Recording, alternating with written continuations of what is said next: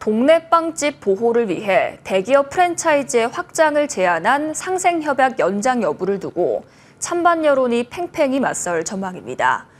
B2B 사업과 해외 진출로 활로를 찾은 대기업 측이 여론을 살피는 가운데 동네 빵집은 상생한 연장을 강력하게 요구하고 있습니다. 이충우 기자입니다.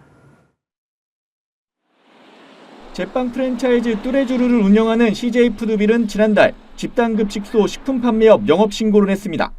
집단급식 식품판매업은 학교와 병원 등의 집단급식소에 식품을 공급하는 것을 말합니다. 빵 대량 공급 등 B2B 사업을 강화하기 위한 취지로 풀이됩니다.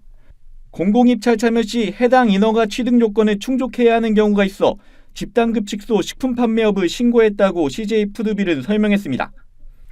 국내 뚜레쥬르 매장 출점이 막힌 CJ푸드빌이 찾은 또 다른 먹거리는 해외 진출입니다.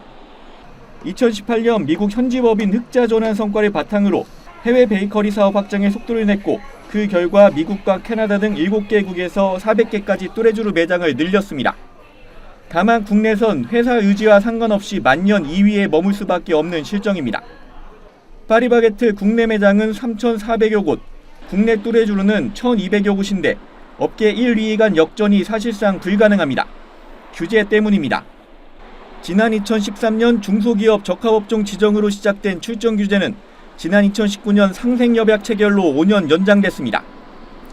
대기업 프랜차이즈인 파리바게트와 뚜레쥬르 등은 동네 빵집 반경 500m 이내에서는 매장을 열 수 없고 매년 전체 점포 수의 2% 안에서만 매장을 늘릴 수 있습니다.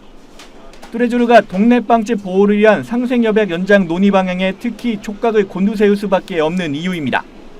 8월 상생협약 만료를 앞두고 동네 빵집을 대표하는 대한제과협회는 최소한의 보호장치가 필요하다고 적극 목소리를 높이고 있습니다. 지난 5월엔 서울 청계광장에서 상생협약의 중요성을 알리고 협약 연장 동의서를 모으는 캠페인을 열기도 했습니다.